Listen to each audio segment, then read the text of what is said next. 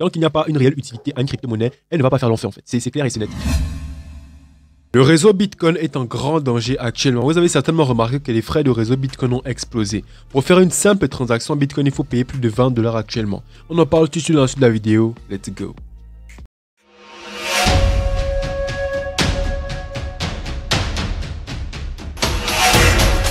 Bonjour à tous, j'espère que vous allez bien. Je me prénomme Harley, je suis le fondateur de Crypto Afrique Future, une entreprise spécialisée dans la formation blockchain. Le but étant pour nous des Africains mieux comprendre ce qu'est la blockchain pour que les Africains eux aussi puissent créer des solutions blockchain qui seront utilisées à l'échelle mondiale. Si tu veux te former dans la blockchain, n'hésite pas à prendre une formation 100% gratuite que tu trouveras simplement en barre de description. Donc sans plus tarder, passons au vif du sujet. Actuellement, vous avez certainement entendu parler du protocole Ordinals et surtout du standard de réseau BRC20. BRC20, c'est un standard de réseau similaire à Ethereum, sauf que là, c'est sur la blockchain Bitcoin. Ça a été créé récemment et ce standard de réseau-là permet justement d'introduire dans les transactions Bitcoin des NFT, entre guillemets. Ça veut dire qu'on peut mettre des photos, des chansons, des MP3 dans des transactions Bitcoin et les envoyer.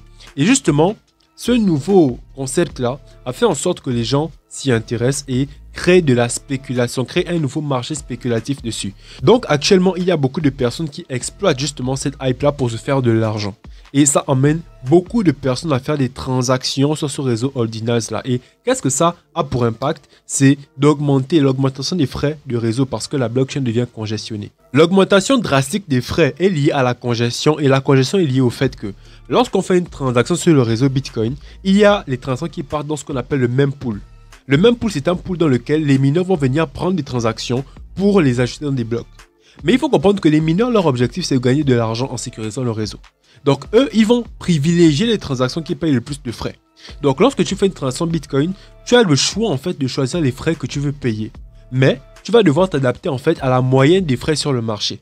Si, par exemple, sur le marché, presque tout le monde paye des frais élevés parce qu'il y a trop de transactions. S'il y a trop de transactions, il faut qu'il y ait un prix plus élevé pour que votre transaction soit choisie prioritairement par rapport aux autres. Donc du coup, s'il y a trop de transactions, il y a beaucoup trop de personnes qui vont devoir compétir pour avoir leur transaction validée en priorité. Et donc du coup, forcément, le prix moyen va augmenter. Actuellement, le prix moyen d'une transaction Bitcoin, c'est 20 $.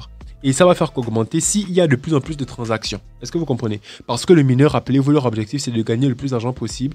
Donc, ils vont forcément privilégier les transactions qui payent le plus de frais. Les mineurs gagnent beaucoup d'argent actuellement, justement à cause de ça. Parce que il y a aujourd'hui des mineurs qui gagnent plus de 6 bitcoins rien qu'avec les frais de transaction. Parce que rappelez-vous que le mineur gagne de l'argent de deux façons.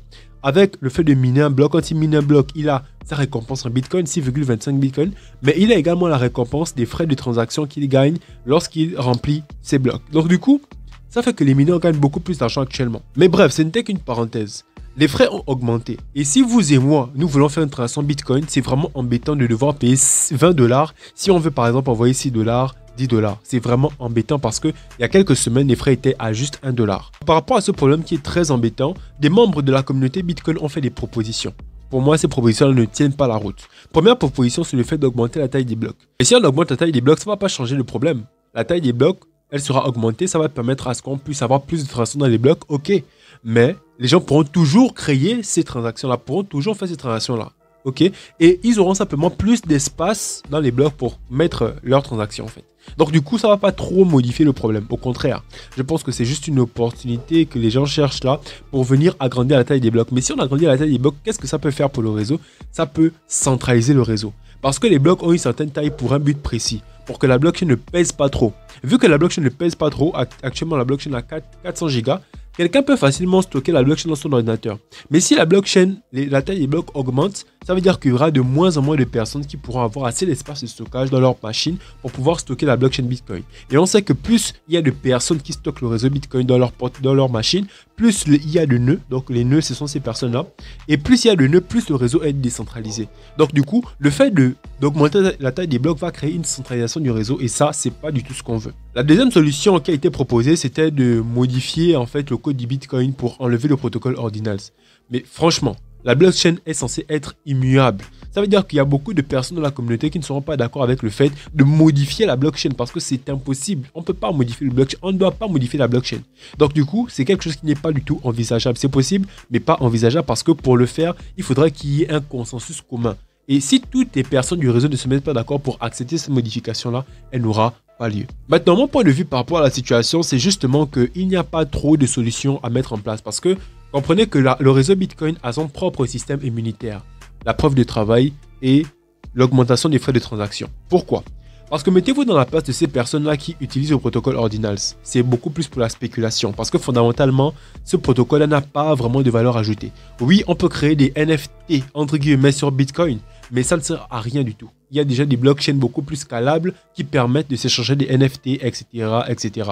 Et il faut comprendre que les NFT sur Bitcoin, donc ces protocoles ne peuvent pas interagir avec les smart contracts. Donc c'est même pas pertinent en fait d'avoir une collection de NFT par exemple là-dessus. Donc pour comprendre pourquoi il n'y a pas de problème par rapport à ce qui se passe actuellement en réalité, c'est que si tu te mets à la place d'un spéculateur, lorsque tu fais une transaction dans le but de gagner de l'argent parce que lorsque tu vas sur le protocole, tu vas gagner de l'argent.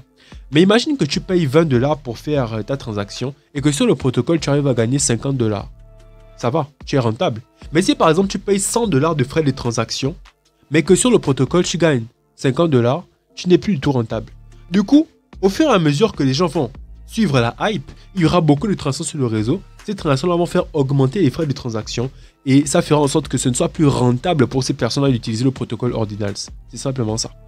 Le réseau Bitcoin a été conçu de sorte à ce que les gens qui veulent corrompre le réseau ont plus à perdre qu'à gagner.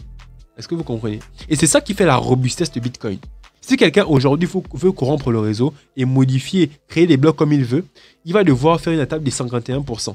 Donc il va devoir avoir 51% de la puissance de calcul des mineurs. Mais s'il a ça, il va dépenser trop d'argent pour ne rien gagner au final. Parce que s'il le fait, plus personne n'aura confiance au protocole et tout le monde va abandonner le Bitcoin. Donc s'il voulait se faire de l'argent, il va perdre de l'argent parce que justement, il aura fait tout ça pour rien, pour avoir justement un réseau qui n'est plus utilisé. Donc c'est le même principe ici.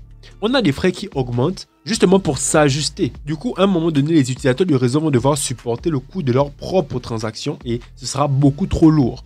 Et nous, les utilisateurs lambda, c'est vrai que c'est compliqué pour l'instant, mais croyez-moi, cette hype et ce buzz-là, ça va finir par passer. Et lorsque ça va passer, les gens comprendront que le protocole Ordinals c'était juste une hype et tout va revenir en ordre. Les frais vont redescendre parce qu'il y aura de moins en moins de transactions et on aura un réseau qui va revenir à la normale.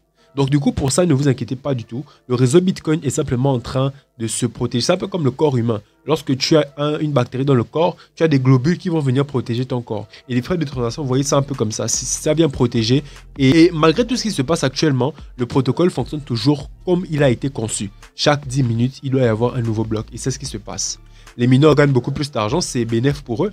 Mais ça ne va pas durer parce que lorsque la hype va passer, ce problème-là aussi va passer. Donc il n'y a pas trop de solutions en fait. Moi je pense que le réseau Bitcoin, il fonctionne et il fonctionne pour la raison pour laquelle il a été conçu.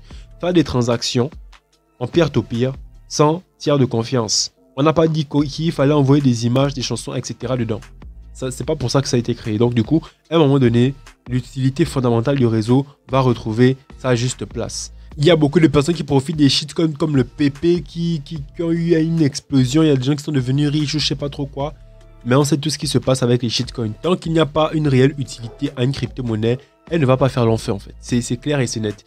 Donc, pour tous ceux qui sont dans la hype actuellement du protocole, rentrez dans la hype, il n'y a pas de souci, ça va aller. Mais à un moment donné, sachez que ça va s'estomper. Et pour les personnes qui font des transactions sur le réseau Bitcoin, dites-vous qu'à un moment donné, ces transactions-là vont s'arrêter et puis le réseau va revenir à la normale. Merci beaucoup de m'avoir suivi les gars. Si vous avez des questions, n'hésitez pas à les poser en commentaire. C'était Arnaud de Crypto Afrique Future. On se retrouve dans les prochaines vidéos. Peace.